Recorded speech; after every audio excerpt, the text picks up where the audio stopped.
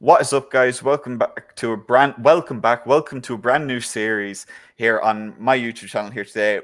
Here with Jamie, we're here for a movie podcast called Down in Front, where we're going to talk about all the top movies, the box office, all of that. I'm going to let Jamie explain that in a bit more detail. Take it away, Jamie.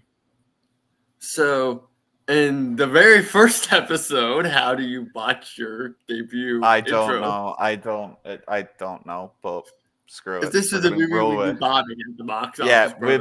we'll be rolling with it anyway.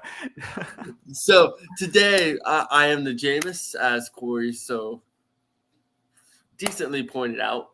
He shortened it. Today we are here to talk about the 2024 box office.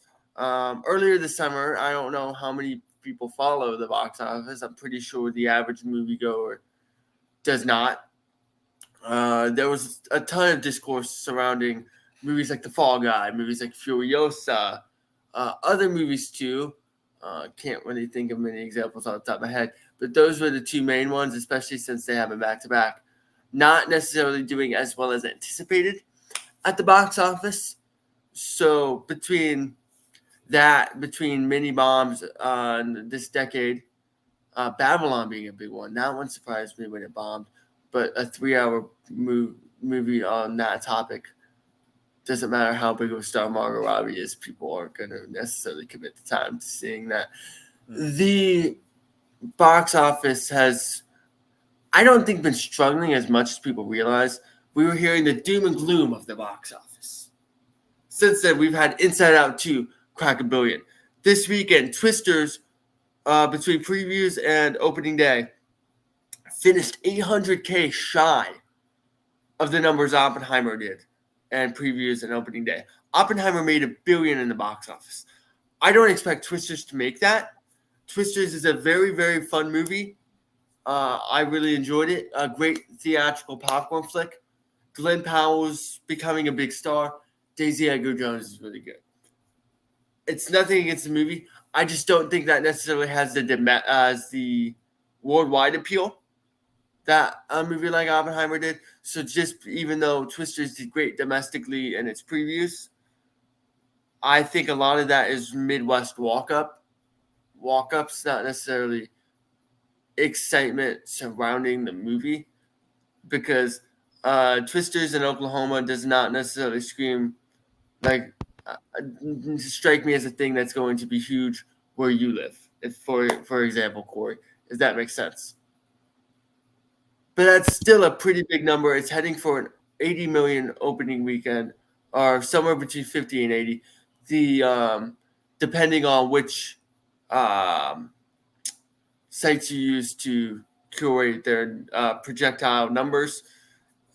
Since then, we've had Despicable Me do big numbers at the box office. A Quiet Place Day 1. The Godzilla Kong New Empire did huge numbers. Bad Boys Ride or Die. Will Smith is back, basically, is what they're saying. Not that he ever went away, but he kind of lost work for a little bit because the Academy overreacted to something that made a big deal out of something that really wasn't much at all. Yeah. So not to get into that, the box office is doing really well right now. It's going to continue doing well. August looks a little rough, but I expect Alien Romulus to do good numbers, especially since Alien got a re-release, the original Ridley Scott 1979 movie that did really well already this year. And maybe re-releases are something we talk about. I don't know. You'll have to listen and find out. But the box office is doing better than it was projected to this year. And I think that that's going to be put back under scrutiny when August and September comes and we get into the drop months of September and October. And then it's going to do huge numbers again come December, November, December, holiday weekend, as it usually does. And then we're going to go back into the doom and gloom in January and February when we inevitably hit more drop months. So that's not to say everything recently in the box office has been a hit. Kevin Costner, for example, lost millions of dollars on Horizon Part 1. But doing a 12-episode miniseries as 3 movies and not delivering anything of worth note in the first movie, and it's a 3-hour movie, sitting 3 hours for a to be continued where nothing of importance happens until the next movie is not a recipe for box office excitement. Let's call a spade a spade. I love Kevin Costner. I love his westerns. Open Range is great. Silverado is great. Dances with Wolves is great. But Horizon was doomed from the moment he announced it. Yeah. What are your thoughts on anything I just said? I think that there's a lot going on in the box office this year. Like we kind of talked about a little before we started recording about how there's just so much of just the same IPs kind of just on repeat every couple of years. Like there's like we mentioned, there's like Despicable Me and all that. And you mentioned Horizon losing money, and I agree with you there. Like a 3 hour movie is supposed to be an epic. That's what it's supposed to be. It's supposed to be an epic of a movie. It's an Oppenheimer. It's an Avengers Endgame. You're Or not. for good comparison, it's Dances with Wolves. Yeah. That was a Western epic directed Yeah. by Kevin Costner that did big numbers. If you're gonna Even though that kick was off a 20 franchise years like ago. that, if you're gonna kick off a franchise like that, you need to have something in it that's gonna keep people coming back to the next one. But if you're sitting back in a 3 hour, if your whole reason for coming back is you went to see the 3 hour movie in the first place, it's kind of defeating the purpose. Like you're not hyping people up if they have to do something that's viewed as a chore based on reviews and based off other comments on the movie and the length of the movie and so on. Again, it is the first in the series. I feel like 3 hour movies, if you want to make a sequel to a 3 hour movie, go ahead. You've got your fans of the original flick coming back. You may as well go for it. It's the first movie in your franchise. You're setting it up for a bad way if you have already said there's going to be sequels. Because, like you said, you're watching a 3 hour movie for it to be continued. If I had to guess, I'm sorry for interrupting, but if I had to guess, Kevin Costner overestimated the Yellowstone appeal. Yellowstone and Western appeal in general in I don't necessarily 2024. think Western. There's been a couple good westerns at the box in the movies this year. They didn't do well at the box office. I really enjoyed The Dead Don't Hurt, which is Viggo Mortensen's western. I thought that was a great movie. That's what a passion project western should be. Vicky Krieps is great in that. So if you haven't seen it, find it on PVOD. It's worth the watch if you like westerns. The issue is westerns haven't done well at the box office. Ironically, probably since Dances with Wolves. That was 35 years. That was 90. That was 34 years ago. But I'd argue my counterpoint to that would be Django Unchained. Critically and at the box office, it did well. I'm going to argue two things. There's critically, westerns mostly always do well critically, but at the box office, there's two westerns that come to mind, or three westerns that come to mind that have done well. Django, Hateful Eight, if you consider that a western, and True Grit. I'm here to raise the point that it's not because the western market was clamoring for a new movie. Tarantino always does well at the box office. The Coen brothers always do well at the box office. Those are more power through directors. Like people went to see Oppenheimer because they wanted to see Nolan's new movie because of the way Nolan does movies. Then word of mouth carried it through to $1 billion. I agree with people will go that see to an big time extent. directors. I agree with that to an extent, but I don't think that was like I have a different opinion on what was the real true draw to Oppenheimer as a movie and as an almost an event, as a cultural event. But we're getting to that. Yeah, but I wouldn't say that Nolan was as much. I would say that Cillian Murphy was at least on level with Nolan for drawing people into that project, and Robert Downey Jr. and so on. The cast was just as important. And Blunt, I'll give you. I'd say the cast I'm not was going to give you Cillian Murphy. What about Florence Pugh as well? That's four big Hollywood names. Very critically acclaimed people. We'll have to see how the new Florence Pugh Andrew Garfield movie does before I criticize Florence Pugh. But Florence Pugh's biggest movies always have Florence Pugh in a supporting role. I'm a big Florence Pugh fan. I'm a big Cillian Murphy fan. I don't think the Peaky Blinders audience accounted for that much of $1 billion at the box office. I'm not saying that that's what but everyone knows Cillian Murphy is a talented actor. I don't think I wouldn't say that he was a big box office name beforehand, but when you attach him to a movie of that stature, like it does add to it. And it was known from the get go that it was going to be a movie that was going to be an Academy, like an Academy nominee at minimum. Because I don't think Academy nominees carry that much weight with moviegoers. I think when it comes to something like that, we'll talk about that more. But I think for most people, for Oppenheimer, it was for me anyway, and it was for a lot of people, it's the most important story in the history of our world, almost, because the world would look drastically different without the story behind Oppenheimer. I think that draws you in. People know the Oppenheimer name at this point even in modern circles.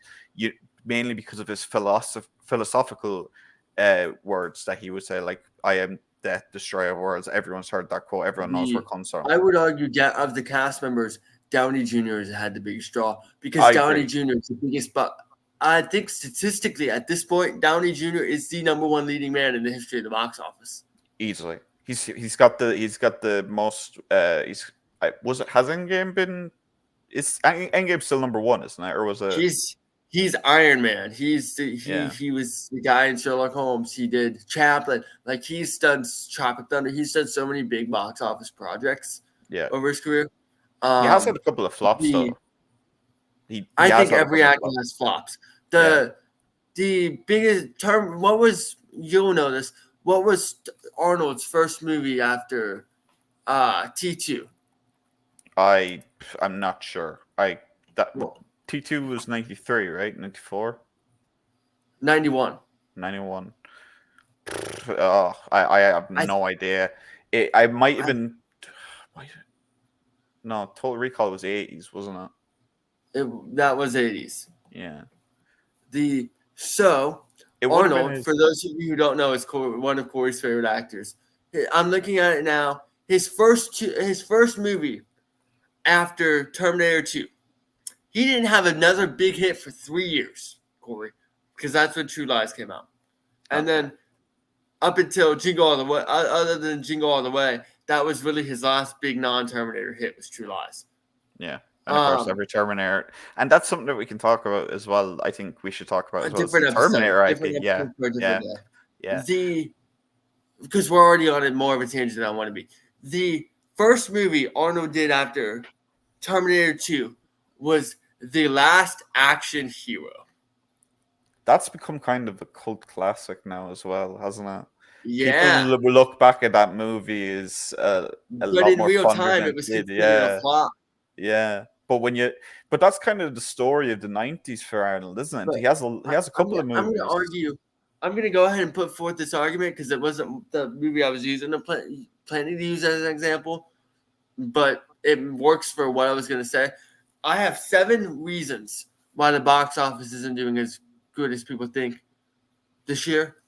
Yeah. But the primary thing or 8 reasons, because this is going to be an 8th reason. I just didn't write it down. The first reason is people see the word flop, they think the movie's not good. And we live in a society, and this is going to coincide with the other. I'm going to tie all 8 reasons in together. I'm going to make this as quick as I can. We live in a society where people see somebody on Twitter say, this wasn't a good movie, or it's flopping, and they think it's not a good movie. They won't go see it. Mm-hmm.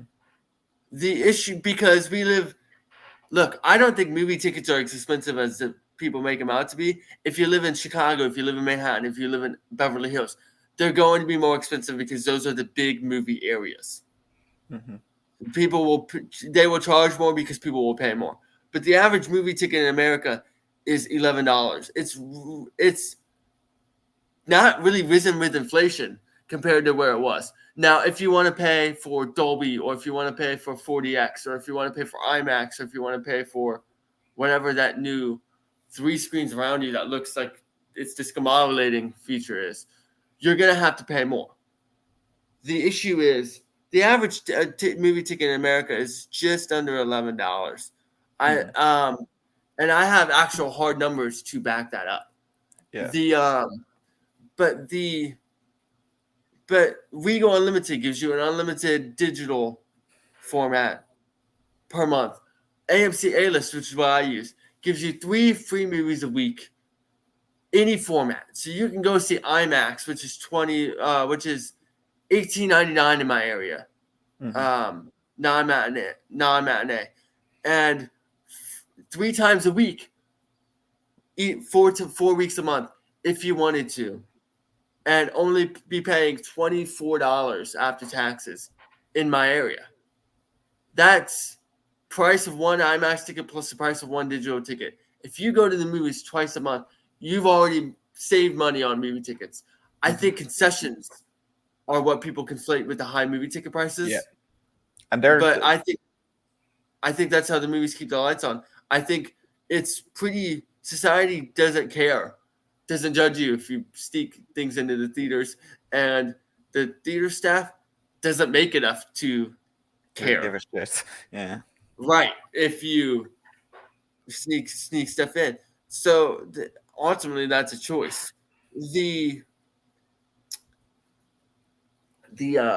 But the idea of a flop, we've gotten to a movie has to make 2 times its budget to not be considered a flop, because people consider marketing.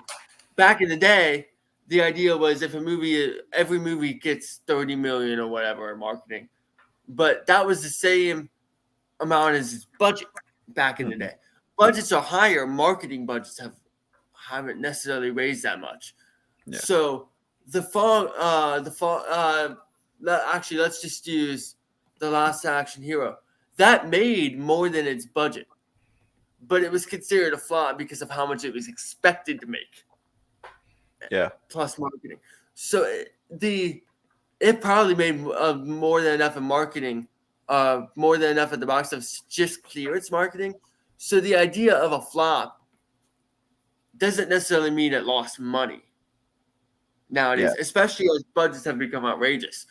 Let's use any Apple movie, for example. You mentioned before we went on air Argyle, and I said, I'm bringing that up and didn't tell you why. Let's look at how much money Apple put into Argyle. Because I know they're putting 300-something million into that new Brad Pitt movie that's coming out next year. Not the one with George Clooney, but the F1 racing one. They put a lot of money into the F1, and I'll explain if you want. I can explain why they have had to put so much money into Argyle. Apple put 200 million into Argyle. Argyle was never going to make that money back. Yeah. I don't care that. You got Dua Lipa. She's not an actress. People aren't flocking to the theaters to see Dua Lipa. They're flocking to concert venues to see Dua Lipa. It's called a spade a spade. But Apple doesn't care about box office. They just want new released in theaters on their streaming service. Yeah. Because Apple, Amazon, Disney, those three, all we hear about is how streamers lose money. Netflix, Max, Warner Bros., Paramount, CBS with Paramount. You know who's not losing money? Disney. Apple. Yeah. Amazon. Disney won't lose money because Disney has probably the largest library of IPs that they can just pull from and make spin-offs, make this, that, and the other to draw people into their subscription. I just spent 2 months breaking down Disney's business model and Disney's Disney's finances for part of my senior year for my degree. Disney's moneymaker is the parks. They don't care if their movies lose money because they will make more than that, enough of that back up through the theme parks. Yeah. Amazon doesn't care if the movies they send to theaters lose money because then they can put it on Amazon Prime. As long as people subscribe to Amazon Prime for the movies, even if it's a loss leader, even if the streaming service loses them money, they now have Prime. They're doing all their shopping through Amazon. because they have Prime, free shipping, and they're going to use the convenience because they're paying for this service anyway. Might as well use it. Apple is the same way. Yeah. So they're not in the movie business. They're not in the distribution business. They're just a business that does movie and movie distribution. Yeah.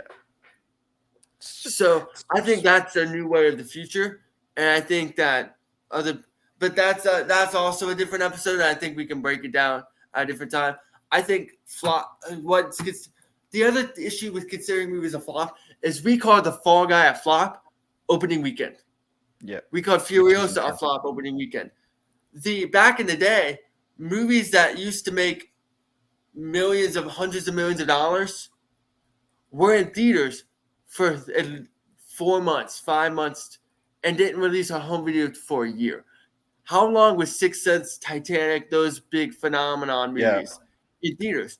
The better part of a year because people kept going. The box office is designed to account for movies having legs. And in an instant gratification society, we're not giving movies the chance to have legs. The Fall Guy was projected to make under $100 million after its bad opening weekend. Do you want to know what The Fall Guy made? A lot more than that. Mm-hmm. The issue is it would have made even more and would have entered non-flop after you include the marketing. The cost of Fall Guy was approximated $130 million. It made approximately $180 million at the box office. Yeah. Now, when you include marketing, another issue with that is it probably made more than enough money through product placement with sponsorships. And one thing people don't realize, they filmed in Australia. Australia footed 40% of that budget because of their tax rebates. So I'm going to argue the Fall Guys budget was actually $90 million for the studio. Yeah. Because and Furiosa is the same way. Filming in certain areas, you get tax breaks, and the government will foot part of your bill to film the movie. So that's not considered when you're talking about flops too. The studio making money is when it enters non-flop territory. Yeah. I'd argue the Fall Guy did that. The issue is it could have made a lot more if it stayed in theaters longer, and they didn't rush in a panic for a 2-week premium video on demand.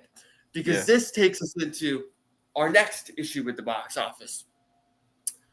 I'm not going to say streaming, though I do think streaming has made people lazy to go to theaters. I'm going to give the caveat a premium video on demand. If you, let's say, for example, you're a family of 4 and movie tickets cost $40, and then you have to pay for snacks, you have to pay for gas to get out there. You have to take this. Some people may have to take the time off work because of the timing of the showing. There's a lot of ways that you lose money in going to the movies at that point as a family of 4. So let's say the average, let's just go with ticket prices, not even including gas, lost time, because that can be valuable depending on their work schedule, concessions, all that. Before we even consider that, which can make it upward of $100. Let's consider the average movie ticket is $11 in America. I don't know how much it is there, but here it's $11, the average movie ticket in America. Some places it's higher, some places it's a lot higher, some places it's a lot lower. Depends on your region. But let's just go with the average American family. If the average American family has to pay $44 to get into the theaters, but let's say it's during its theatrical run, early in its theatrical run, it drops on PVOD for $20 rental. Yeah. Your entire family could see that movie for more than half the price. And you can do it at your convenience, so you don't have to take that time off work to make sure you make the showing. Even if it's like you clock out an hour early, that's still an hour of lost wages. You lost another $20 right there. Yeah. You know what I mean? Yeah. You can make your own popcorn cheaper. Mm-hmm. And you just saw a movie that would have been cost you overall expenses $100 for $40 or for $20 for $25, $30. Yeah. As a family of 4. The studios are losing money every time they do that. Now, the prices brings up an interesting point because as I said earlier, I don't think movie prices are that expensive. I think $10 for a night of entertainment or $20 a month for at least 12 nights of entertainment is very good in the modern society where the nights out are a lot more expensive than every other medium. Mm-hmm. I think agree with that. I think people overreact to that, but the issue is it is a real thing, and in a time where the economy isn't necessarily doing great for the consumer, people have to consider those luxuries. Now, let's say you take the luxury, and I'm going to tell a story. I went to go see Twister's early preview. I was going to go see it anyway because I like the original. I like Daisy Edgar Jones. I like Glenn Powell. I need to see more of David Corenswet before Superman. So all things considered, plus I have A-list. I literally see every big movie that comes out just because I can. Mm-hmm. Like I'm going to see Oddity tonight. I would have never seen that in theaters if I didn't have a free movie ticket. But Shudder's been killing it. In a Violent Nature, Late Night with the Devil, Stop Motion. They've earned more than enough goodwill for me to just go see their movies in theaters. So I went to go see Twister's early preview because my sister wanted to see it. She goes to maybe 4 movies a year. Mm-hmm. I don't know for sure because I haven't asked her, but as far as I know, that was the 3rd movie she saw in theaters this year, alongside Fall Guy, which her and I went to go see opening night because I wanted to see it for my birthday. And then she's a big Ryan Gosling fan, so I'm just like, hey, you want to go do this? And she's like, yeah, and she loved it. And then she went to see Long Legs with somebody else who wanted to see it. So she's done 3 movies this year: Fall Guy, Long Legs, Twisters. She loves the theatrical experience, but she doesn't necessarily have time to go see movies the way you and I do.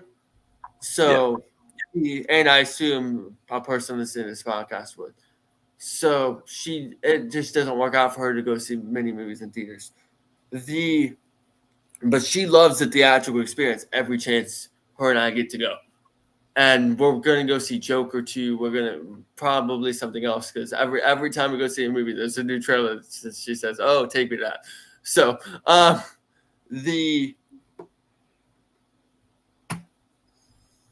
somebody in IMAX brought a newborn to the showing. Yeah. Not only is it rude to every other theater goer that they have to listen to your baby crying when it inevitably gets loud and wakes it up. But how bad of a parent do you have to be to risk bursting your newborn's baby's eardrums? Yeah. Because you had to see a movie in IMAX opening night. Yeah. I'm awful. I understand parents don't get nights out. I understand it's an adjustment period. I understand sometimes you just need to go to a movie to clear your mind. And babysitting's expensive.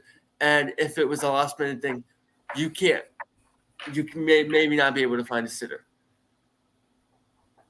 But as a parent, that's just something you gotta do. You know, that you can't bring your baby into that environment. So they got kicked out when people complained about their crying baby. Mm-hmm. Then some guy in the front row pulled out his phone. Now, it wasn't that distracting. I kind of noticed it, but the brightness was down enough to where it just rolled off of me. That makes sense. The lady in the row next to us, this old lady, went all the way down to the front row, started screaming at the guy, and it started a fight with the whole front row. Yeah. To the point where we reimbursed every person who paid for the ticket. I said walked out of the theater. The theatrical experience. The movie was awesome. I loved every part of the movie. Super immersive. The leads have chemistry. Don't believe Twitter telling you they don't. A really fun story. It was exactly what a summer blockbuster should be, a good time at the movies. The issue is the audience etiquette wasn't a good time at the movies. I was telling my sister as we walked out that sucks because people, on average, go to the movie maybe twice a year when something catches their eye. I've gone to the movie probably just under 100 times this year. Yeah. I think my total right now is 96, 97 after tonight. I know I think I've had issues with the audiences one time, and that was Twisters. I've had other issues with projection twice. Yeah. Which happens. One of them wasn't even the projector's fault. The fire alarm went off in the middle of the movie, so they kind of forced me to evacuate. So I don't really count that. And then there was one time I had issue with the projector. So 3 times out of 98 or whatever times I've gone this year, have I had anything less than a stellar experience. And they've always found a way to make it up to me really quickly. Yeah. The issue is I know that's not the average movie going experience, but I was telling my sister, and she's like, "Of course you can." I'd still that she said it's not an issue because people know that you can't get a better experience. But if the person is spending $40 to take their family to a movie, and it's the one time a year they do it, and that's the experience they're going to remember, why are they going to take their family to the movie again? Yeah. Like paying that much for a less than good experience is not a way to continue making money. So the issue is, I think audience etiquette being poor, and this is primarily an issue in larger areas, but people remember that. Yeah. And so I think that's an issue that when you're weighing pros and cons has to be considered. I don't think it's that much of an issue, but I do think it's an issue. So PVOD, the economy, audience etiquette, the idea that somebody on Twitter says this movie flopped, it's not good. The next thing I want to talk about is I just mentioned the idea that people can't get a better experience in theaters, but I don't think we're considering them as a whole with the box office. The mass proliferation of television. Yeah, I get you. I'm going to say this once. I am all for the mass proliferation of quality televisions. In a world where everything's going up, the fact that quality TV prices are going down is great.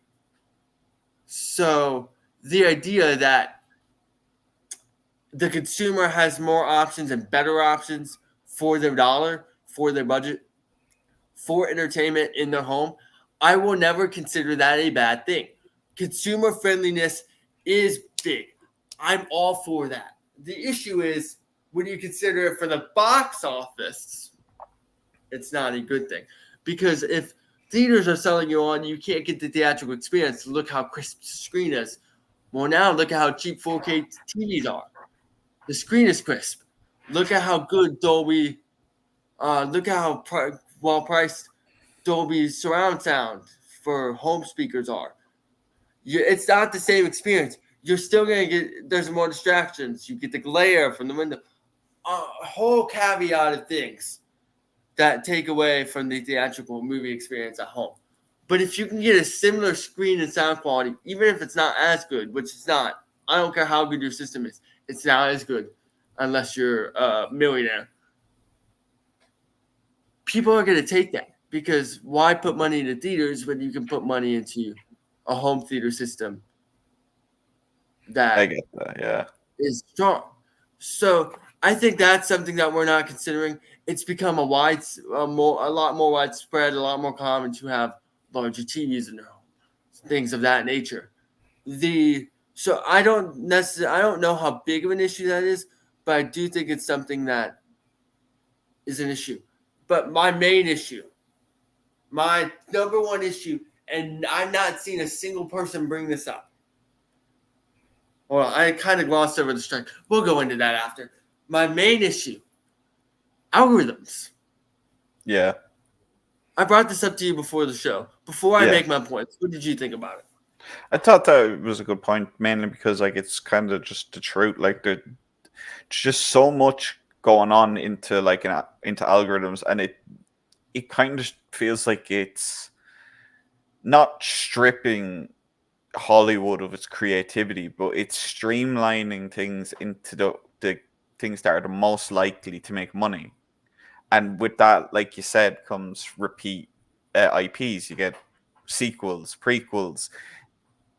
spin-offs, anything that they can do to suck as much money out of this IP rather than giving original movies more of a shot on the big stage. A lot of these original movies are ending up as streaming exclusives. Hitman. Yeah, there's a lot of streaming exclusives that are movies that personally that I've seen. I've thought I would have really liked to go to the cinema to see that. I would have liked to go see that in cinema. It probably would have been really nice experience. I don't feel the other way. I never go to a movie and I think that would have been better watching at home, unless, like you said, there's audience issues or there's a projector issue or something. It's never anything to do with actually going to and watching the movie itself. Like, of course, because why would you with the sound system and the big screen? But you wouldn't be going to the movies if you didn't want to see it on the big screen. Exactly. So it's just kind of a thing where it's almost maddening how much of the same we are seeing, but at the same time we are seeing some movies that are original, but again they're being called flops because they don't make the same amount of money as these proven IPs do. So I think that there is a couple of original movies, and I think we'll talk about one of them in particular before we finish. That's a movie that we've both seen, but I think you like that movie more than I do because I know, but but at the same time, that's an original movie. It's a original right. concept. It's an original idea. Let's look at. And I do want to say really quickly one more thing, and it's a movie that, for a lot of people, thought, "Oh, that's going to be a streaming exclusive. That's not a real movie," and so on and so forth. There's a reason why there was just memes about it and everything. So it was made by Apple. Yeah. So that's another one of those movies that you mentioned. That's like you mentioned earlier. It does need to be really successful at the box office. As long as it hooks people to Apple Cinema, they don't care. Right. Let's talk about original movies this year. I constantly we see nothing original anymore. And this year alone, we've had Longlegs. We've had Monkey Man. I'm gonna bring in Monkey Man to my point later. Immaculate, though it kind of was similar vibes to First Omen. The Beekeeper, which we both loved. Love Lies Bleeding. Sing Sing is coming out, and Coleman Domingo might deliver the best performance of this decade. I've already seen it. It comes out August 2nd in the States. I don't know when it comes out there. It comes out August 2nd in the States. If you're in the US and you're listening to this, go see Sing Sing. That movie is phenomenal. In a Violent Nature was a slasher movie shot from the point of view of the slasher. Mm-hmm. We've had Kinds of Kindness. We've had Abigail. We've had Ministry of the Ungentlemanly Warfare. We've had The Watchers. We've had so many original stop motion. Late Night with the Devil might be the most original movie I've seen in a long, long, long time. A horror movie about a late night show gone wrong. Can you really say that about a movie that used AI? I know it's only for one or two images. That's another episode. That's another episode. Which I am very, very, very against AI more than anybody else. Yeah. So I understand what you're saying. Yeah, I know. Just kind of I would consider that different, but I'm going to go through that in a different episode. Maybe that's our next episode. But the Bike Riders, the Teacher's Lounge, Taste of Things, One Life. Like, there's so many different movies out there that came out and hit theaters this year. Yeah. Anyone But You was a very fresh take on Shakespeare. Speaking of Glenn Powell, the idea that there are no original movies is that I Saw the TV Glow was one of the most original things I've ever seen. The movie didn't do much for me, especially with that jarring time jump between the 2 years where suddenly the 12-year-old's an adult. But some things like that, some details like that took me out of the movie. But that was one of the most original things I've ever seen. To say that they are not releasing original movies is wrong. Is a lot. The issue is the average person does not know about these original movies because where do most people get their news or their updates, all this kind of stuff? The answer is social media. So Twitter and Meta products. both have algorithms that are designed to keep showing you things you've already said you're interested in. Yeah. I was talking to my cousin over Independence Day, and we were talking about movies, and he said, I said that only proven IP gets picked up in the algorithms, and he told me I was wrong because he had heard of Godzilla -1, which by the way is proven IP, and Monkey Man. Only one of them is not proven IP. And I asked him, when did you hear about Monkey Man and how? Like, did you go see it? He goes, no. I went, why'd you hear about it? He went, because I saw that it was a Jordan Peele movie. And I went, or Jordan Peele was a producer. I went, did you like Get Out? Did you like Us. I can't think of the other one. Us. Us, yeah, Us. Us, especially Us, is a phenomenal movie. But I was like, did you like Us? Did you like Get Out? And he's like, yes. And I went, and there you go. It knows you like Jordan Peele, so here's Jordan Peele's newest project. Yeah. The issue is algorithms are designed to show you things you want, they know you'll want to see, or they think you'll want to see, which are things you've proven interested in. So if you're looking at movies for 2023 and they know you are, and they're going to send you, and they're going to give you a trailer in your Facebook feed, it's going to be Indiana Jones Dial of Destiny because they know you like Harrison Ford. They know you really loved Temple of Doom when you were a kid because you've posted about it before. Mm-hmm.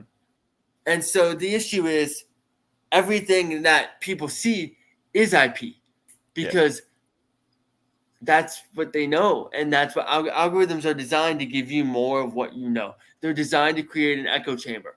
So I think that's an issue is a lot. And Neon's the only people who have figured out with long legs, immaculate, stuff like that, with marketing. Because most studios do not know how to market in a digital world that's only designed to market IP. They didn't design it to market IP. That's just inherently how algorithms work.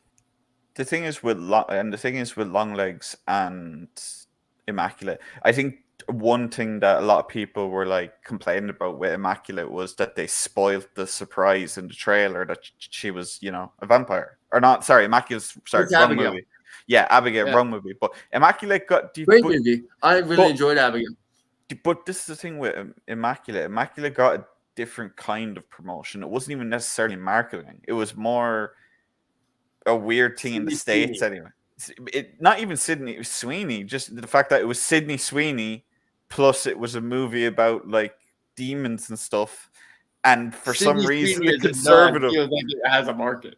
But this is the thing. When that movie came out, it was during that weird time frame where conservatives in the US were like, Sydney Sweeney is going against woke and all this just for existing. So that just created a really weird stream of like free marketing for them.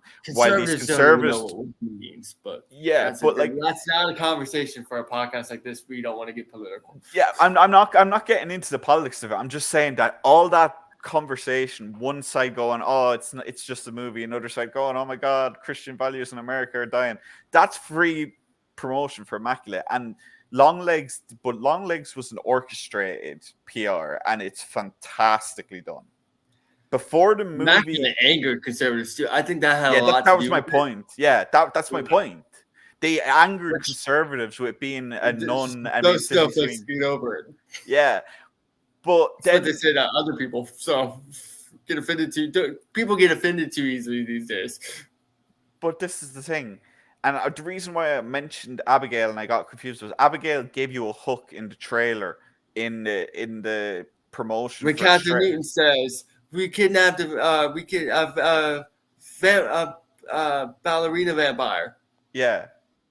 That when they reveal that she's a vampire in the trailer, people are like, oh, why'd they spoil it? It makes such a good twist. You wouldn't have went to see it if you didn't know the twist. If you thought it was just a ballerina movie a ballerina movie or a horror movie where you don't see what's vicious or whatever's doing the killing and something. If they just kept the monster under wraps, but said that it was ballerina was the main plot and so on, no one would have went to see that movie.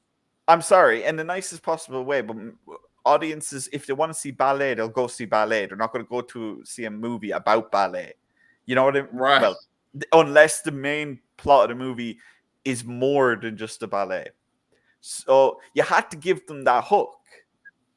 And that's why that movie worked. And that's why Longlegs worked. Longlegs has done something that I haven't really seen since the Paranormal Activities with horror movies, where they've Right. literally like promoted it as this is going to be the scariest shit you've ever seen, and you're not going to be okay after you watch it. And then on the flip side, you've got people coming out of it and going, "That wasn't even scary," because they have the wrong idea of what horror is, and then that gives even they have more this idea promotion. that the dread you feel coming out of Longlegs is Yeah, the scariness, the yeah, uneasiness, the tension. yeah. People think scares are cheap scream thrills, but horror is so much beyond that. The idea that but like Monkey Man ended up being proving my point with him. Yeah. I'm gonna say this once. I love the original movies. I think there are so many great original movies out there. I just went through a bunch of them. I said Dead Don't Hurt earlier. I thought that was a very original Western. Yeah. There's a lot of really good original content out there. The issue is, I hate to be that guy, but if general audience keeps saying, give me more original movies, and yet They won't $1 support billion it. at the box office, Pixar sequel. About to make $1 billion at the box office, a fourth installment of Despicable Me. The second highest film of the year this year, Dune Part 2. The third highest film this year, Godzilla Kong Empire. The top 10 is Planet just of the Apes at 8. top 10 is The just franchises mainly. Bad Boys Ride or Die, making $380 million at the box office. Top Deadpool 10 Wolverine about to crush everyone. The idea that people don't want to see IP, I'm sorry, The wrong. is false. Yeah. And it helps as well when the thing is as well is there's been a lot more of soft reboots or soft just remakes in general. Like Kingdom is a soft reboot of the trilogy that we've already seen in the Kingdom or in the Planet of the Apes franchise. I'd argue it's a prequel to it. Either way, it's not. It's a separate kind of story. Quiet Place Day One. Speaking of prequels, big numbers at the box office. Outstanding movie, by the way. Go see that while you have a chance, in theaters. They're both great movies this year. They're great movies, and the thing is that makes them great movies is that you could watch them on their own, and you wouldn't have to know anything else. You wouldn't have to see the other movies as standalone movies. They're great as continuations or beginnings of the stories, like A Quiet Place tied together characters from 1 and 2, like just in the background. So that was interesting. And that hooks people in because you're seeing characters that you're familiar with and you see them in the trailers. You're like, oh, that guy was in the other one. So they're going to show his original story. The hook that gets people to come back for more with the original IPs is that they have to have something that's going to hook them. It's going to have to be a director. It's going to have to be a cast member. It's going to have to be sorry, I can't think of the word for lifting from a book or a video game or something like that. Adapted, but again, that's also proven IPs. By the way, I expect Borderlands to not do well. Speaking of Borderlands will not do good. Borderlands will not do good because it's not. This is the problem. They keep trying. This is something that we'll talk about in another. I'd say when Borderlands comes out, we'll talk about this more at length. They need to stop changing the source material for video games and you can change stuff for books because obviously literary it's a completely different thing, but for video games we just saw it with Halo, the TV show. It got cancelled. You know why it got cancelled? Because they went completely off base for what the main character in the Halo franchise is supposed to be. At the end of the day, they just need to and I think they're going to go down that same trap in Borderlands where they're going to change too much stuff. But yeah, I think that there will be more original in 2025 more than anything, because the strike we're still feeling the effects of the strikes and the delays. I think that's something. That's a good segue. Do you want to take that one or should I? I feel like I've been speaking a lot.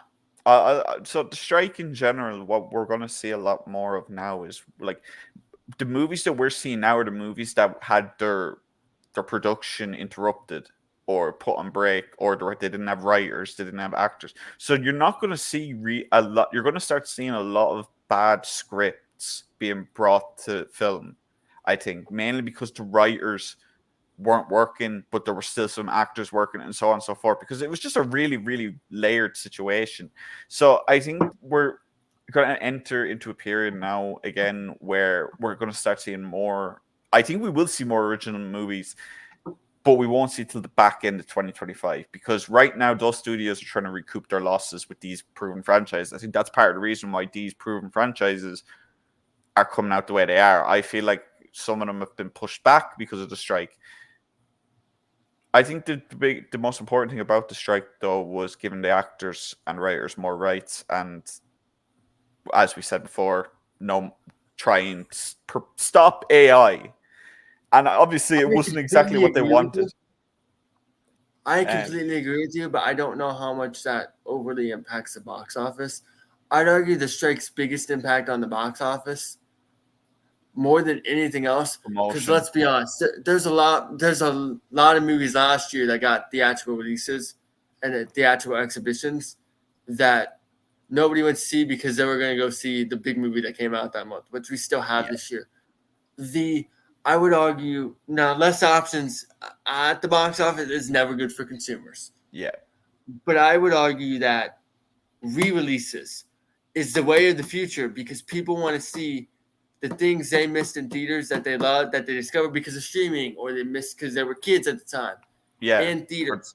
This year alone, Shrek 2 did millions in a re-release. Star Wars and Uh, so on and so forth. Star Wars Phantom Menace did millions in a re-release. The Spider-Man re-releases made Disney bank. Yeah, A24 is making a lot of money with re-releasing let's their let's individual. put Ex Machina on IMAX to hype Alex Garland's new Civil War movie. Okay, that worked. Let's now do a re-release every month. This month is an Oasis documentary, so I don't expect that to make much money because why would people go see that? I think they In really UK market, overplayed their hand on that. The the UK I and mean, European maybe market will go see that movie. I am telling you now, from my point of view, that okay, people. UK market. Don't look back at me in anger for criticizing Oh my Oasis. god. I did. I But never the praised them. I'm just fucking saying that people in. I don't like Oasis either as much. I think the Gallagher brothers are I like dickheads Oasis, who. but I don't care enough to go see a documentary in theaters. Is more Yeah, so my point. exactly. But my The point is that they're such cult. I wouldn't say Maybe if they heroes. made a movie about a champagne supernova, I'd go see it because that sounds Hmm, interesting. fuck's sake. The But they did. Then they did Hereditary. They did Uncut Gems. They did Midsommar. Next month is Everything Everywhere All at Once. There's a little bit of cost in converting the film into IMAX, but I don't have no idea how the Hereditary. finances work on this. I am conjecture based on this completely. I would assume IMAX footed the bill because IMAX is about making money, and with fewer movies coming out because of delays with the strike, They have they to don't do have it. anything to exhibit. They're Yeah. going to lose more money than they would by converting films to IMAX and re-releasing them through a deal with the studio. Then they released Pearl and X ahead of Maxine, Maxine. and a lot of people went to see that, and I'm one of them. I went to go see all three movies in theaters over a 3-week period. The The Fugitive made money this year at the box office. Alien, hold on, let me pull up an article I did recently on Alien in general, because I just did an article about that like a month ago for TWM. The I put box office numbers directly in that. Um, Distortion Media is their name now. I'm sorry, they just rebranded not so long ago. Yeah. So I did this article on Distortion Media in June, which I broke down the brilliance of Alien 45 years later, and maybe this is something we discuss. Um,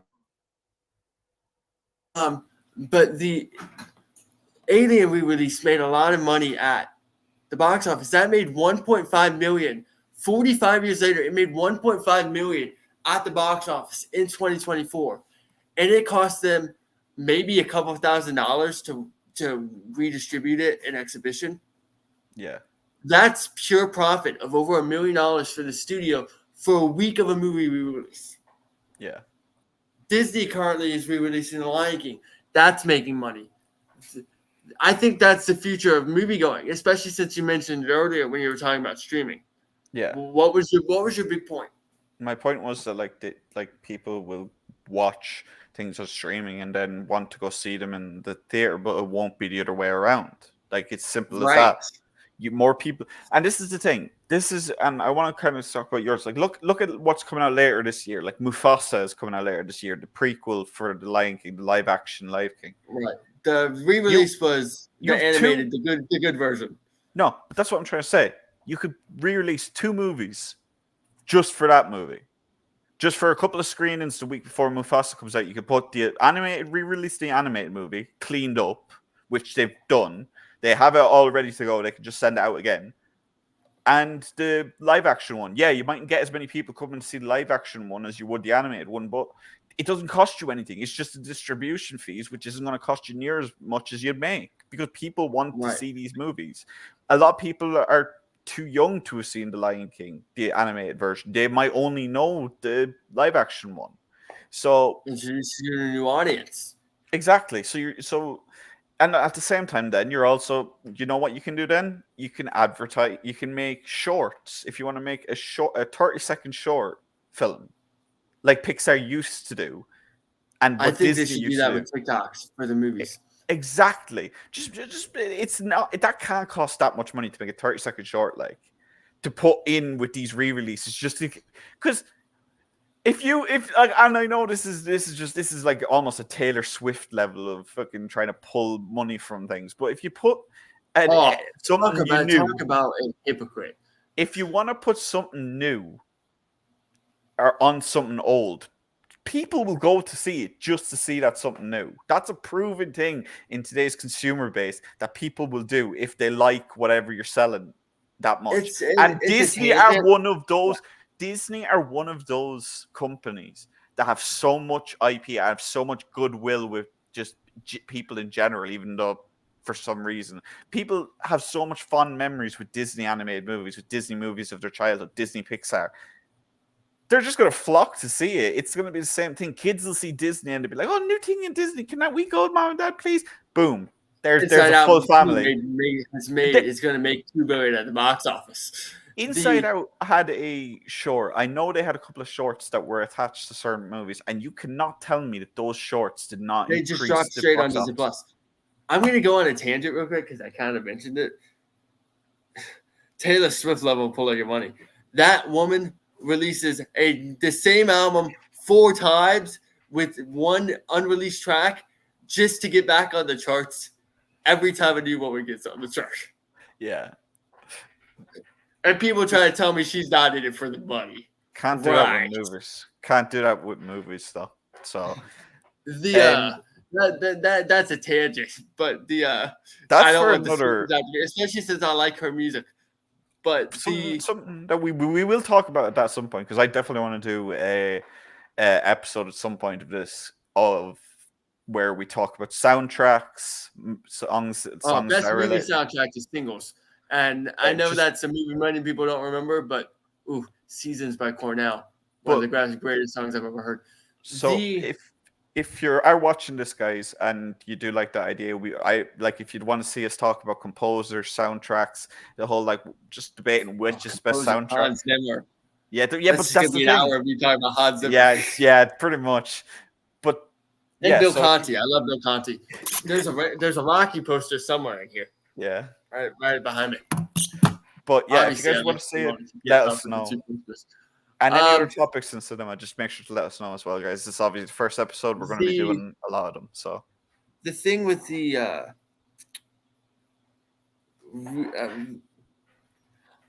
I had somewhere I was going with that, and I kind of forgot.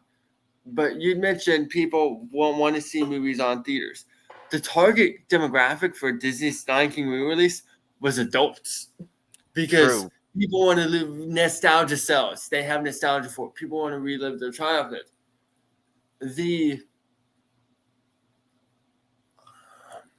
I was going somewhere with that. Where was I going with that?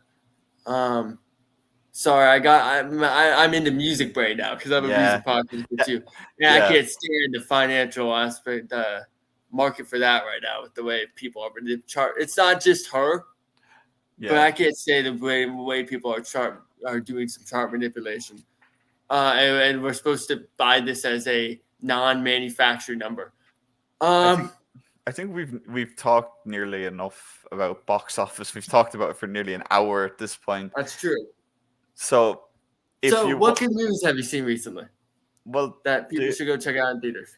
there's to be honest with you, like we said it there, and I kind of want to talk about it a little. Is Fly Me to the Moon, which is a movie that when you see the trailer for it and you see the posters for it, you think it's going to just be just It's almost one like of those almost movies that are made within the movie.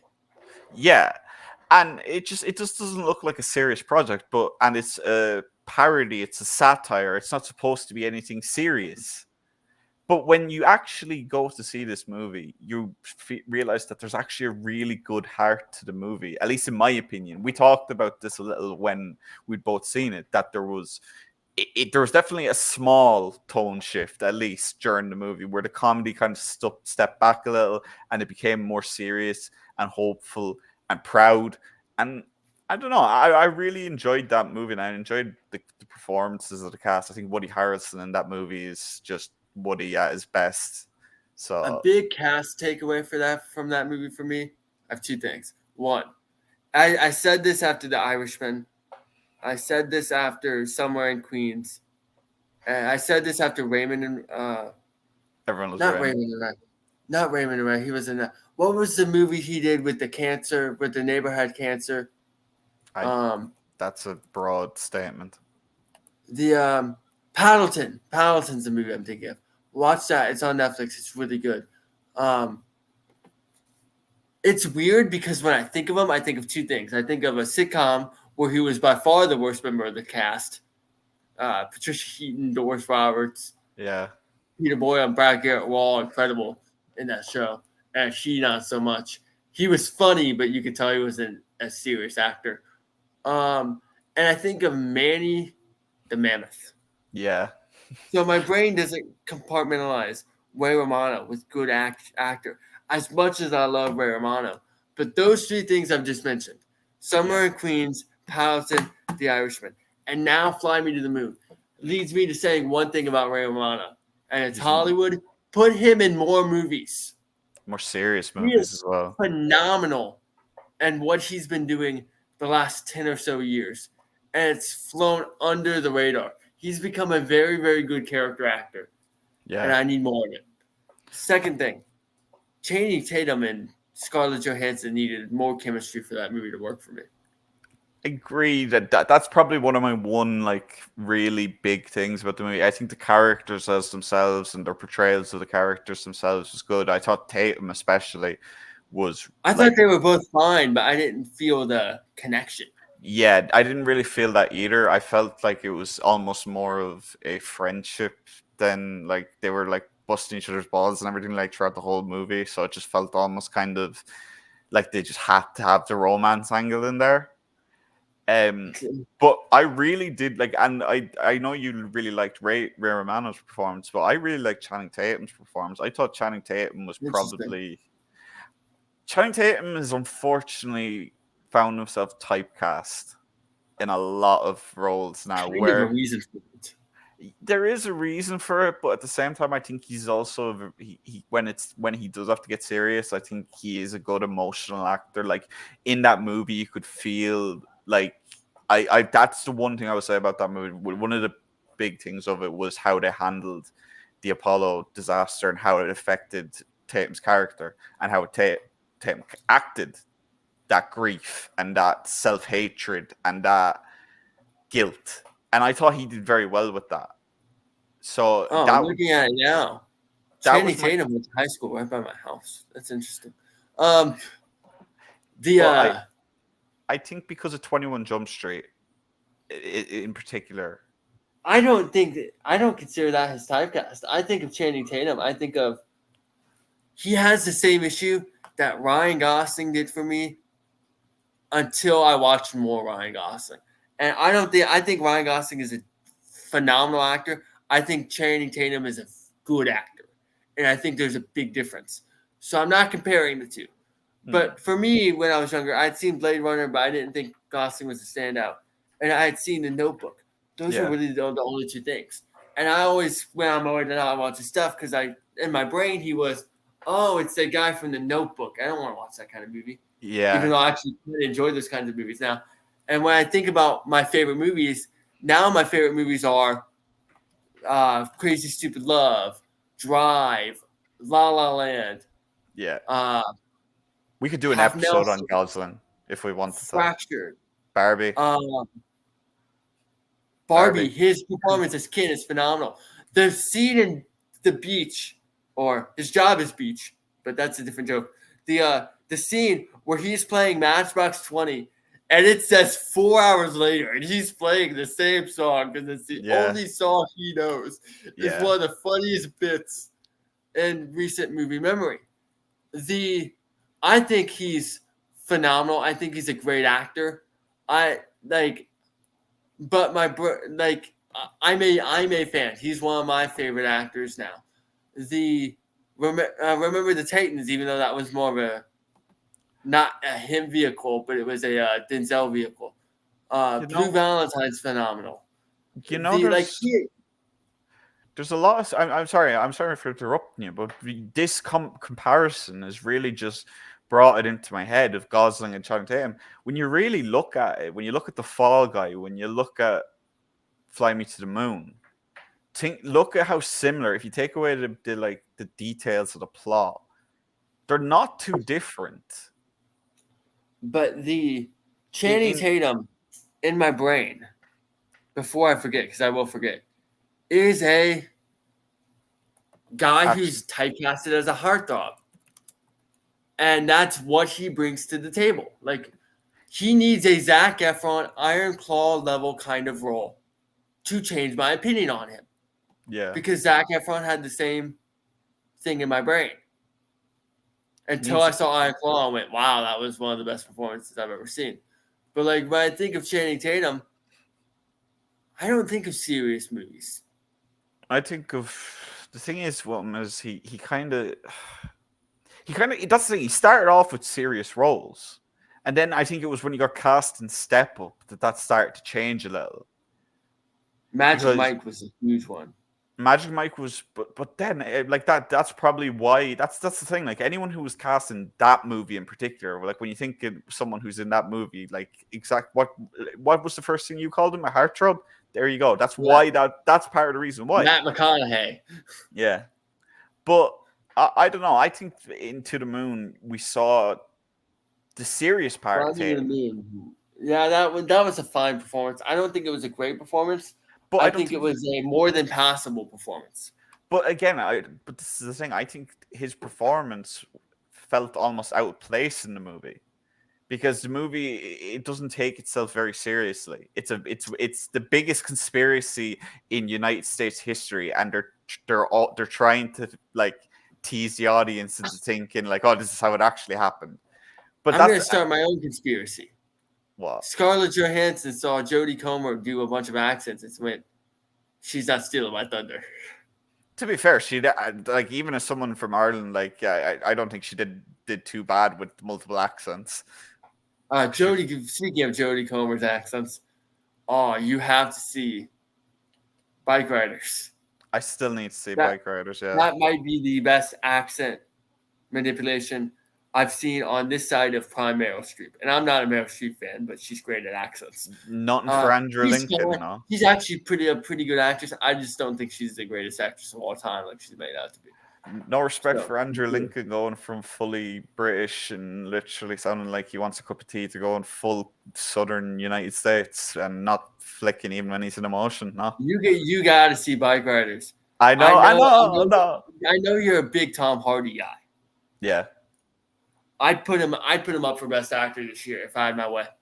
Right now, supporting because he wasn't the lead, was Okay, he? put him as best supporting actor. What? Sorry, I can't remember his name. Who's the Him and actor? Austin Butler had give or take the same screen time, Yeah, even though the movie was more sold on Austin Butler's name. but yeah, that's what I was going to say. Butler's been kind of the chief promotion, but just to end off this episode because we've actually been going for an hour and 10 minutes now, and hopefully people are still I watching if you apologize, are. people. But okay, so before we go, let's talk a little about a movie that's gonna be pretty, like we mentioned before, it's gonna blow most things out of the way. Box office, Deadpool and Wolverine. I think we should at least have a little talk about that because I don't think we'll record another episode before that does release in theaters. And you're not so with us two. We've always I've never thought of you as someone who particularly enjoyed comic book movies. If they're good, they were good. If they were bad, they were. But you didn't really enjoy the movies that more lean into the comic side of things and the silliness of comic books. I You like the do. grittier ones, like No Way. Like I know No Way Home was one of your more popular. Do you know what my favorite comic book movie is? And this is What gonna piss people off. what The Donner Superman. that again? See, I've Logan's never. great. The Batman is phenomenal. Yeah, All Batman movies. Actually, no, I take that Batman and back. Robin. My favorite superhero movie is Batman Begins, and I love all three of the Nolan trilogy.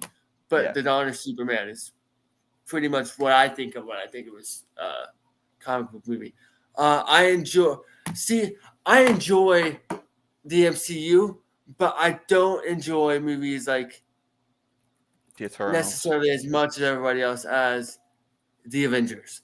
For Yeah, me, I love the first Iron Man movie. yeah, I love the Holland Spider-Man movies. yeah. I love the Guardian movies. I You just thought don't that like the team ups. I thought Thor Ragnarok was one of the best movies in a while. The Yeah, issue is, I think the other two Thor movies are two of the worst movies I've ever seen. yeah. I thought Ant-Man was mediocre. I thought Eternals was mediocre. I thought Age of Ultron was bang average. I thought the Captain America movies were average. Like I when still they don't know how hit, you they feel that hit. way. When they hit for me, they hit. When they don't, they They don't. don't. If that makes sense. Where are you sitting on Deadpool and Wolverine? Because I know that you're not the biggest fan of Reynolds, but I do know that you do like Hugh Jackman. Or am I misremembering? I'm not a big Ryan Reynolds fan. I think He's I love I think Ryan he's Reynolds, one note. but yeah, that's the kind of thing you have to accept if you're a Ryan Reynolds fan. Like at the end of the Like day, it's the same he's thing as being a fan of The Rock. You yeah, know exactly what you're gonna get every single movie. And for he, some people that works. For me, I loved Logan and I enjoyed the Deadpool movies. So even if I don't expect it to be the most serious movie in the world, I think I'm gonna enjoy it. yeah. I'm just not. Oh my goodness! I have to see this Uh, movie 5 times, like a lot of people seem to be right now. and that's the thing. Like I'm not going to go see it 5 times, but it's my most like it's my most Anticipated? this yeah most anticipated movie of the year See, for me. it wouldn't have even cracked my top 10 Yeah, on but most anticipated of the year. Doesn't mean I won't enjoy it. Doesn't mean I won't go see it. yeah, but for me, it's that it feels like it's going to be. It almost has to be almost a statement for Marvel, I think, at this point, because Marvel movies, the last few, If this isn't good, the brand's dead. I don't think the brand's dead, but I think they're definitely going to have to go back to the drawing board a lot more. The thing is, with Deadpool, you can do a lot.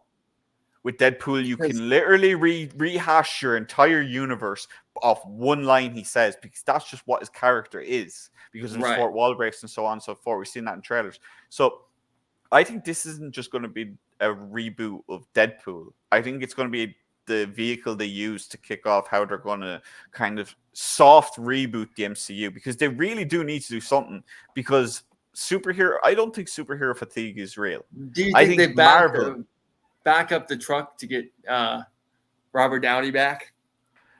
I don't know, but I think we're going to see He's a really lot. the only big draw that Marvel has. Like he is the draw of the MCU. That's true, but I no, I disagree. Tom Holland's up there with him now. But Tom Holland but can't that's more draw the feet. character. But that's I think that's more the character than Tom Holland. Spider-Man's the draw. Yeah. Tom Holland, you put anybody else in that suit, it makes the same amount of money. And there's I'm going to say this, and I think this is my main issue with Marvel movies that people don't want to admit. Robert Downey Jr., great actor. Mark Ruffalo, Great actor. tremendous actor. Tom Holland, average actor. Chris Hemsworth, if you had asked me before I saw Furiosa and he stole the show, I would have said he's an average actor. I would disagree with that even before that. Chris but Pine. Chris Pine. Ugh. I'm not a Chris Pine fan. I love Guardians. Chris Pratt. Chris Pratt. Which one is Chris Pine again? He's Captain America. Wrong comic book. No, Chris Pine. Chris Pine is he's in Wonder Woman. Wrong comic book. Yeah, well, Chris Pine's Evans. not very good either. Yeah, no, he's not. Chris Pratt is a bang average actor. Yeah, I agree with that. I don't think he's. I think, but that's the thing. I think his best role is Quill in Guardians. I do too, but now of all the names I just mentioned, Chris Pratt, Mark Ruffalo, Robert Downey Jr., and Tom Holland. Both throw Chris Evans in there too, because I enjoyed. That's the guy from Knives Out, right?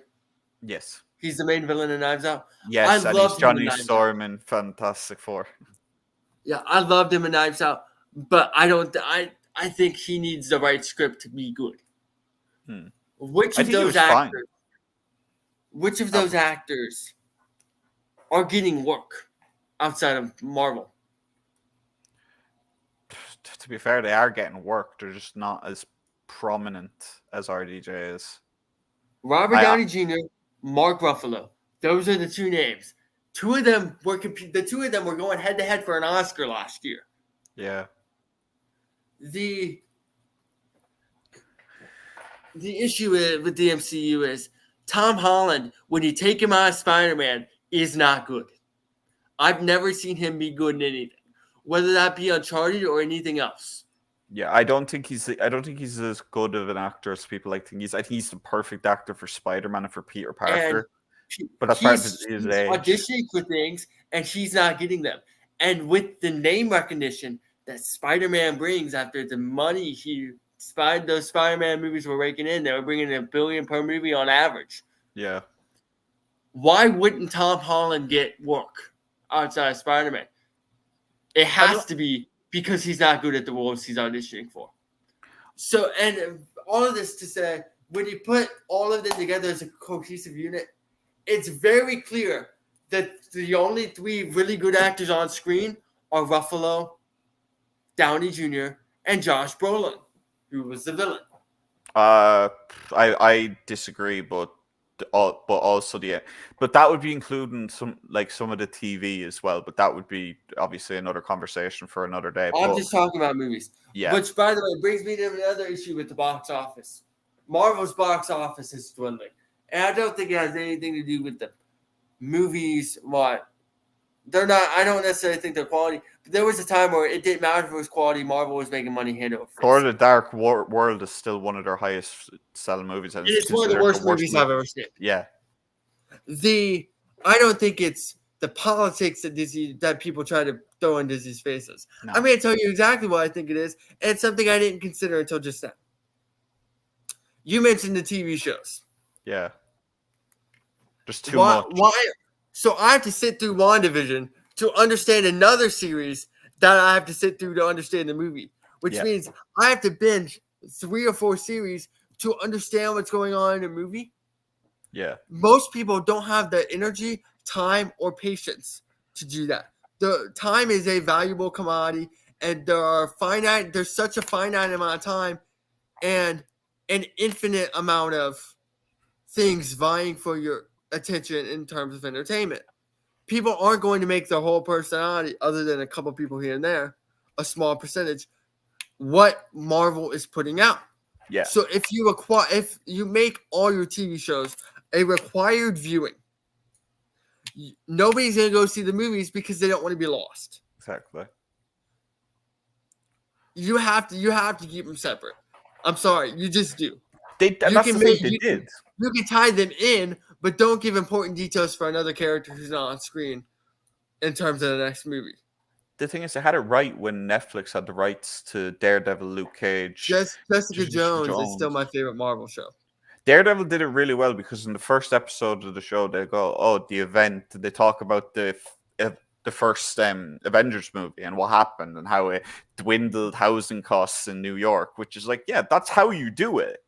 You just do nice little references like that, and you remind them to share the universe, yeah, but don't make it, like you said, required viewing. That's what Daredevil did. So when Daredevil pops up, Charlie Cox pops up in No Way Home for 30 seconds, give or take. Right.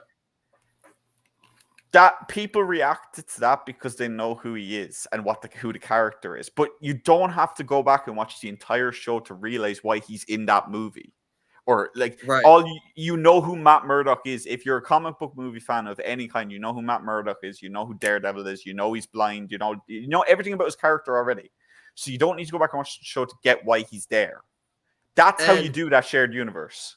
The thing that made Netflix so good is people didn't watch The Punisher because they need to keep up with the Marvel movies. People watched The Punisher because the Walking Dead audience wanted more of John Bernthal as a leading man. So did the Daredevil audience as well.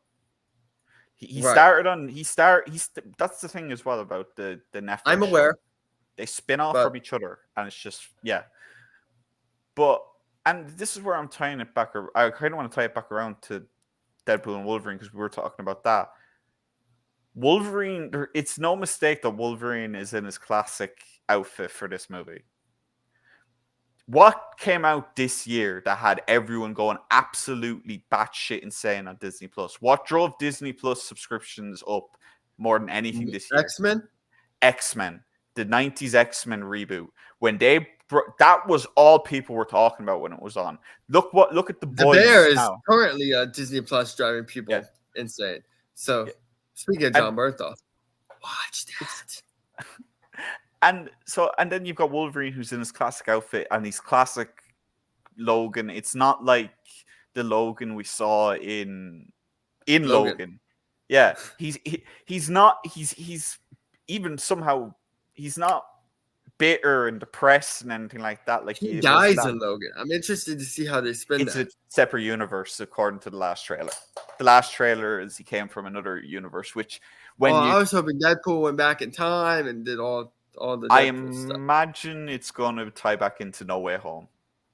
At the end of No Way Home. Tied into Logan. Yeah. So I've rewatched Logan for nothing, is what you're telling me. Oh no, you're definitely gonna have to see Logan because Logan is canonically in the same universe as Deadpool. They confirmed that in the that Logan is the Deadpool that we're gonna see in the movies Logan, if that makes sense. Right. No, I love that movie, so it doesn't hurt to rewatch it, especially since that was the first rewatch. I'm going to tell you a story after we go off air about Logan. It's going to make you laugh about my experience with it. Well, we've been going for nearly 90 minutes, so I think we should probably end it here. But we are going to do more episodes for you guys in the future. Hopefully, you've stuck around long enough to listen to us rant and rave about everything there is to do with movies. If you have any suggestions for any episodes, any topics you guys want to hear us discuss, make sure to say in the comments and subscribe because we'll be doing this. I'm not sure. We haven't really set up the schedule for how we're going to do these. If it's going to be multiple episodes a week, it's going to be one episode a week or so on and so forth. That's something we're going to talk about after. We just wanted to get this episode recorded and out there and kick off something that we've wanted to do for a while. We've had different reasons for not doing it over the years, but me and Jamie have pretty much anytime we see a movie, the first person that either of us messages about that movie. So hopefully you guys did enjoy us talking about it. Again, if there's any other topics, any other movies or anything you do want to see us discuss, let us know. Keep up to date with our Twitters. That's where we'll probably and of course you can find me at the Jamis. That's J as in John Wick, A as in Alien, M as in give me a movie that starts with M. Maxine, that just came out. M as in Maxine. E as in let's see, E.T. U as in I'm gonna take a lot longer on this than I want. Um, Crap, I can't think of it. I'm on the spot here. I'm for some reason I'm blanking. Us. We talked about Us on this show. Oh, how did we And forget some? And then S. There's a lot and of- then I'm getting a phone call. Hold on, sorry. I don't know if that came across, but I'm getting a It phone did. call. And then It did. S But as in The Shining, because that movie rules. Big and Nicholson fan. and Rip to Shelley Duvall as well. While we're R.I.P. Shelley Duvall. That's something we could do when people pass. We could do special episodes on their career. yeah. Um, Is there anything else you want to say before we do go? Be sure to keep up with my Twitter. Again, that's the Jameis. J as in John Wick, A Oh, as for in God's sake. Alien, M as in Maxine, E as in ET, U as in Us, and then S as in the Shrek. Okay. I have news coming up, especially when it comes to entertainment. Yeah. So Yes, he does. some big news. And then once all my all the dust clears, all the smoke clears, the dust is settled. Contract is signed, contract is notarized, but I haven't started yet. So when I start, Twitter will be the first to know about it. Yeah, well, we'll come up with what's the next episode. To be honest, with both of us being wrestling fans, I'm sure it won't take us too long to do any wrestling movie or talk about wrestling movies. So that Let's might do end an up. episode on Dave Bautista. That's yep. He's We the most underrated actor in Hollywood right now. It's Dave Bautista. Could do a Batista episode, could do a Cena episode, we could do a Rock episode where we just shit on him for an hour. But yeah, guys, if you're new, subscribe, comment down below what you want. Make sure to leave a like and follow us both on Twitter. As Jamie said, you can follow us at the Jameis, and you follow me at Corey Brennan FF. And yeah, guys, see you all in the next one.